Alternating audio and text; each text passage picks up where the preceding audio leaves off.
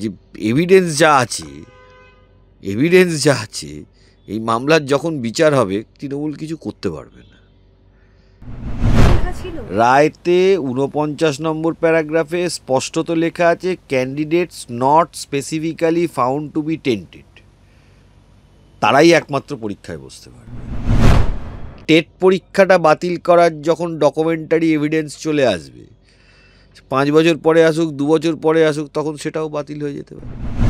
এখন ক্ষমতা আছে, চেয়ারে বসে আছে, তাই জন্য কিছু করতে গেলে অনেক বেশি প্রতিরোধ আসছে।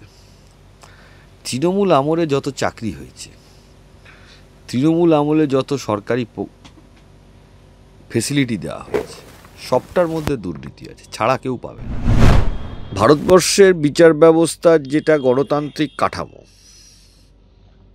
তাতে কোর্ট চলে এভিডেন্সের ওপরে। এটা বারবার করে সুপ্রিম কোর্টের প্রধান বিচারপতিরা যারা ছিলেন তারা বলেছেন। কলকাতা হাইকোর্টও চলছে এভিডেন্সের ওপরে। যিনি বিচারপতি ছিলেন তিনি যখন বিচারে রায় দিয়েছিলেন, সেই রায় তো সুপ্রিম কোর্ট সেটাসাইড করেনি। বিচারপতির ব্যাপারে অনেক অভিযোগ করার পর বিচারপতি পরিবর্তন করা হয়েছিল এবং সিঙ্গেল বেঞ্চ থেকে আরেকজন সিঙ্গেল বেঞ্চ থেকে ডিভিশন বেঞ্চ পরিবর্তন হয়েছে। এখন তো অন্য বিচারপতি এসেছে। তাতেও এখন তৃণমূল যেটা চাইছে যে ওরা ওদের পছন্দ মতো বিচারপতি দেবে, কিন্তু এটা ওরা ভুলে যাচ্ছে যে এভিডেন্স যা আছে এই মামলার যখন বিচার হবে তৃণমূল কিছু করতে পারবে না। একটা কথা তো বুঝতে হবে না, যে ফার্স্ট হয়েছে সে চাকরি না পেয়ে যদি 100 নম্বর যে পেয়েছে, 100 র্যাঙ্ক যার আছে সে চাকরি পেয়ে যায়। এইটা বোঝার জন্য তো কোনো আইনজীবী বিচারপতি লাগে না যে এটা গলত হয়েছে। এখন গাজোয়ারি করে কেউ বলবে যে না, যে 100 পেয়েছে তার চাকরিটা খাওয়া যাবে না, চাকরি পেয়েছে, যে 1 ছিল তাকে দিয়ে দাও। এটা কি সম্ভব হয়? কিন্তু এখনো পর্যন্ত কোনো ওএমআর শিট পাওয়া যাচ্ছে না, প্রকাশ হয়নি। অন্যদিকে এরর ফ্রি যে কোনো লিস্ট, সেটাও কিন্তু আমরা এখনো, ওইটাই তো সব থেকে বড় কায়দা, যে ওএমআরটাকে আগে ডিস্ট্রয় করে দিতে হবে। শুনুন, যে চোর হবে সে চুরির যে মেটেরিয়ালটা থাকবে সেটাকে আগে সরিয়ে দেবে। ওএমআর যদি হাতে এসে যায় কোনোদিন, বা এসএসসির মতন যদি প্রাইমারির ওএমআর যদি কোনোদিন সিবিআই রিট্রাইভ করতে পারে, এখন তো কম্পিউটার থেকে ডিলিট করে দিলেও শুনেছি সেটাকে রিট্রাইভ করার ব্যবস্থা থাকে। সেটা যদি রিট্রাইভ হয় কোনোদিন, বিশ্বের বৃহত্তম দুর্নীতি হবে এই প্রাইমারি। বিশ্বের আমি বলছি। কত অ্যাপয়েন্টমেন্ট বলুন তো, 42,000, 20,000, 62,000, 64,000, 65,000, আর তার আগের বার আরও 20,000 অ্যাপয়েন্টমেন্ট হয়েছে প্রাইমারিতে। এই 75,000 অ্যাপয়েন্টমেন্ট হবে। যদি 2012 প্রাইমারি আর 12 টেট আর 14 টেট হিসাব করা হয়, আর যদি সিবিআই এগুলো রিট্রাইভ করে কোনোদিন পায়, সংখ্যাটা গিয়ে দাঁড়াচ্ছে 75,000 থেকে 80,000। আর পরীক্ষা দিয়েছে এই সংখ্যাটা। কিন্তু শুধু টেট প্রক্রিয়া বাতিল না করে সম্পূর্ণ নিয়োগ প্রক্রিয়া কেন বাতিল করা হচ্ছে? রাজ্যের পক্ষ থেকে তো সওয়াল করা হচ্ছে। দেখুন, এখনো অবধি যেটা পাওয়া গেছে তথ্য, সেটা নিয়োগ প্রক্রিয়া অবধি। টেট পরীক্ষাটা বাতিল করার যখন ডকুমেন্টারি এভিডেন্স চলে আসবে, 5 বছর পরে আসুক, 2 বছর পরে আসুক, তখন সেটাও বাতিল হয়ে যেতে পারে। যেটা পাওয়া গেছে তার ওপরে হচ্ছে এভিডেন্স অ্যাভেলেবেল অন রেকর্ড। আদালতে তো কথা বলে এভিডেন্স, তথ্য প্রমাণ যেটা বেরোবে সেটার ওপর কথা, যেটা পাওয়া গেছে সেটার ওপরে বিচার হচ্ছে। কিন্তু প্রাইমারি এবং এসএসসিতে এই পাহাড় প্রমাণ দুর্নীতির পরও এসএসসির যে শুনানি, সেই শুনানিতে আমরা স্পষ্টভাবে দেখতে পেলাম যে রাজ্য সরকার আবারও সেই অযোগ্যদের পাশে, অযোগ্য বলা ভুল, যারা টাকা দিয়ে চাকরি পেয়েছে, দুর্নীতিগ্রস্ত। এইটাই তো এতদিন ধরে আমরা মানুষের কাছে বোঝানোর চেষ্টা করেছিলাম। সবাই, আপনারাও আমাদেরকে বলছিলেন যে আইনজীবীদের জন্য চাকরি চলে যাচ্ছে, আইনজীবীদের জন্য চাকরি চলে যাচ্ছে। মমতা ব্যানার্জিও বলছে আইনজীবীদের জন্য চাকরি চলে যাচ্ছে, আপনারাও বলছেন আইনজীবীদের জন্য চাকরি চলে যাচ্ছে। আবার যারা চাকরি গেছে তাদের মধ্যে যোগ্য ক্যান্ডিডেট, তারাও বলছে আইনজীবীদের জন্য চাকরি চলে যাচ্ছে। এখন তো এটা প্রমাণ হয়ে যাচ্ছে যে রাজ্য সরকার যেহেতু অযোগ্যদের পাশে আছে, তাই জন্য সবার চাকরিটা চলে যাচ্ছে। আপনারাও তো একটা সময় আমাদেরকে এই প্রশ্নটা করতেন যে আপনাদের জন্য চাকরি চলে যাচ্ছে।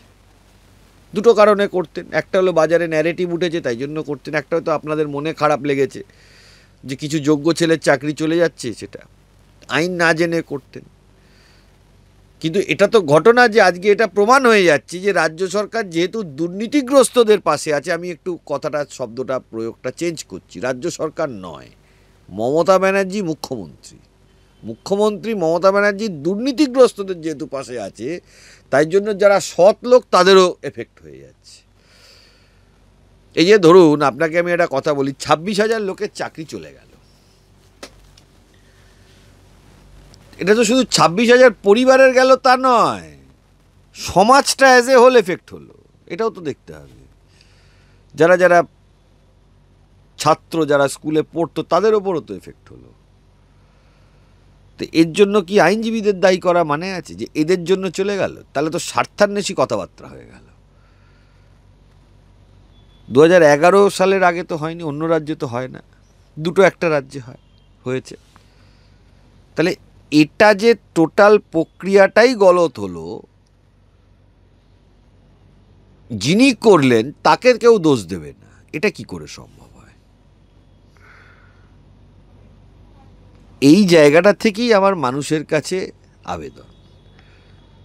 আমি বারবারই একটা কথা বলি যে মমতা বন্দ্যোপাধ্যায়কে বিশ্বাস করবেন না। এককালে আপনারাও আমাদেরকে প্রশ্ন করেছেন যে আইনজীবীদের জন্য চাকরি চলে গেল, আইনজীবীদের জন্য চাকরি চলে গেল, আইনজীবীদের জন্য চাকরি চলে গেল, এটা বলেছেন। কিন্তু এখন প্রমাণ হচ্ছে যে এটা রাজ্য সরকার যে দুর্নীতিগ্রস্তদের হয়ে সওয়াল করেছে, সেটা সিঙ্গেল বেঞ্চ থেকে সুপ্রিম কোর্ট পর্যন্ত, এটা সেকেন্ড রাউন্ড অফ লিটিগেশন চলছে।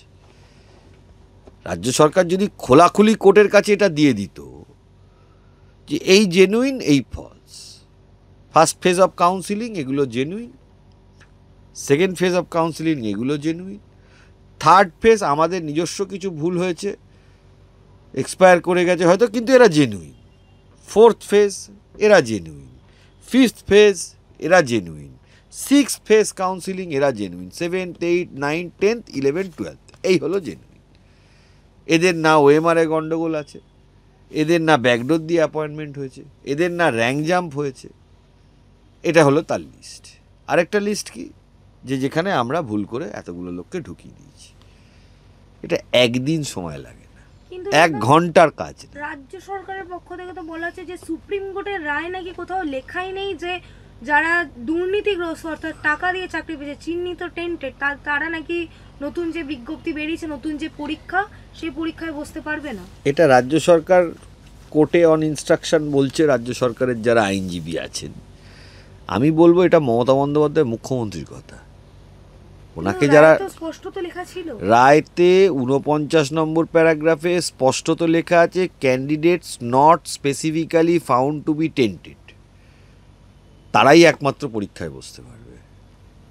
এখানে বিষয়টা তা নয়, এখানে মুখ্যমন্ত্রী মমতা বন্দ্যোপাধ্যায়ের পার্টিকে যারা টাকা দিয়েছেন তাদেরকে পরীক্ষায় চাকরি বহাল রাখার লড়াই হলো রাজ্য সরকার করছে। কিন্তু যাদের একেবারে সুদে টাকা ফেরত অর্থাৎ বেতন ফেরত নেওয়ার কথা, সেই প্রক্রিয়াও কিন্তু এখনো পর্যন্ত শুরু হয়নি। হবে, অন্যদিকে কি করে হবে সেই বেতন ফেরতের প্রক্রিয়া সুপ্রিম কোর্টের রায়ের পরে পশ্চিমবাংলায় শুরু হবে না। শুরু কিভাবে করাতে হয় সেটা আমরা দেখাবো, সুপ্রিম কোর্টটা খুলতে দিন না, এখনো তো গরমের ছুটি চলছে, এটা দেখাবো আমরা। 12.5% সুদে কিভাবে টাকাটা নিতে হয়, ল্যান্ড রেভিনিউর যে সিস্টেম আছে সেটা আপনারা দেখবেন। যেরকম আপনারা তো এর আগে কোনোদিন দেখেছেন যে 26,000 লোকের চাকরি একবারে চলে গেছে? দেখেননি। বাংলা দেখেছে, বাংলার মানুষ দেখেছে। এবার এর মধ্যে যেগুলো টেন্টেড তাদের টাকা কিভাবে আদায় করতে হয় সেটা আমরা দেখাবো। একটু সময় দিন, 10 বছর 2016 থেকে 24 সাল 25 সাল পর্যন্ত লড়াই করেছি, প্রায় 9 বছর লড়ে তারপরে হয়েছে। টাকা আদায় হবে, পালাতে দেবো না, পালিয়ে ভারতের বাইরে চলে যাব, আর কিছু মাথাকেও আমরা ধরবো, সময় দিই। কিছু মাথা বলতে বড় বড় মাথা যেগুলো, যাদের জন্য এটা হয়েছে, তাদের কথা বলছেন? আগে সবটা বেরোক। বাংলার বড় মাথা বলতে তো সারা পশ্চিমবাংলার মানুষ যার কথা বোঝে, সে মানুষের অনুপ্রেরণায় যে অনেক লোকজন চলে, সে বড় মাথা ধরব।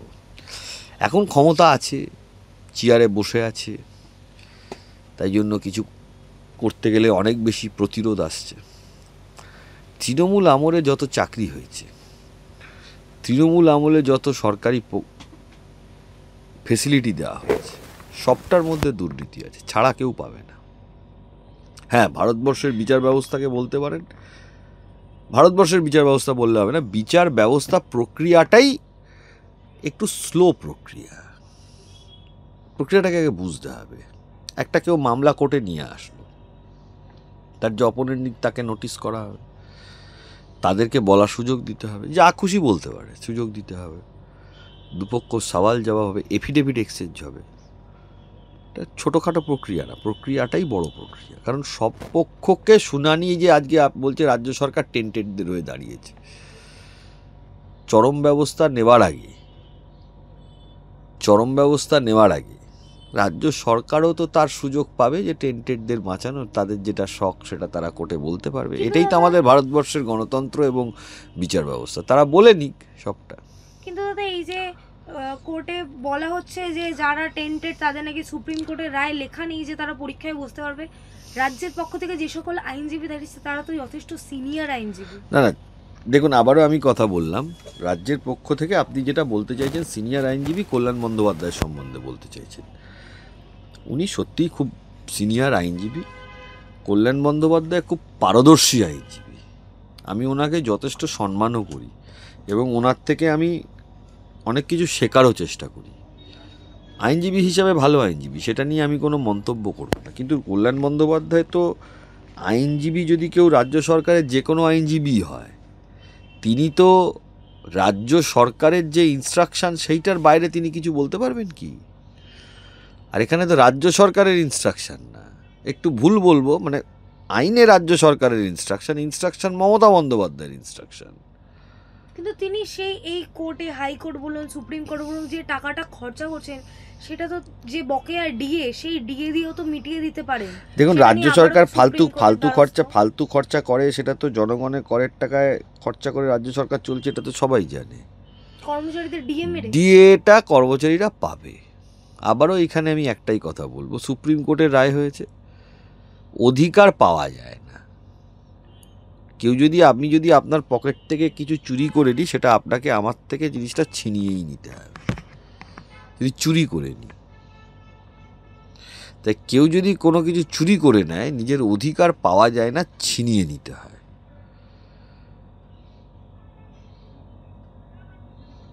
অধিকার পৃথিবীর ইতিহাসে কেউ কোনোদিন পায়নি, অধিকারকে ছিনিয়েই নিতে হয়। তাই কর্মচারী যারা আছেন রাজ্য সরকারে, তাদেরকে বলবো আপনারা আপনাদের অধিকার ছিনিয়ে নেবেন। দাদা, একেবারে শেষ প্রশ্ন, আমরা দেখতে পাচ্ছি শিক্ষাক্ষেত্রে এত বড় প্রাতিষ্ঠানিক দুর্নীতি, এসএসসি থেকে শুরু করে প্রাইমারি, অন্যদিকে ডিএ পাচ্ছেন না রাজ্যের কর্মচারীরা, অন্যদিকে শিক্ষাক্ষেত্রেই আবার একাধিক ধর্ষণ, নারী সুরক্ষার প্রশ্নচিহ্নের মুখে। সেই জায়গায় কিন্তু আমাদের পুলিশ মন্ত্রী তথা নারী মুখ্যমন্ত্রী, তিনি এখনো চুপ, শিক্ষামন্ত্রী তিনিও চুপ। কে বলেছে চুপ? একটি বাক্য ব্যবহার করেন। আরে, ওদের অনুপ্রেরণায় হচ্ছে, চুপ কোথায়? পার্ক স্ট্রিট ধর্ষণ কাণ্ডের পরে মুখ্যমন্ত্রীর কি প্রতিক্রিয়া ছিল? সেই প্রতিক্রিয়াটা কি অনুপ্রেরণা না কি প্রেরণা?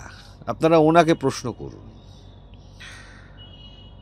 কামদুনি কাণ্ডের পর দুজন আমাদের রাজ্যের নারী মাতৃশক্তি, তারা মুখ্যমন্ত্রীর সামনে প্রতিবাদ করেছিলেন।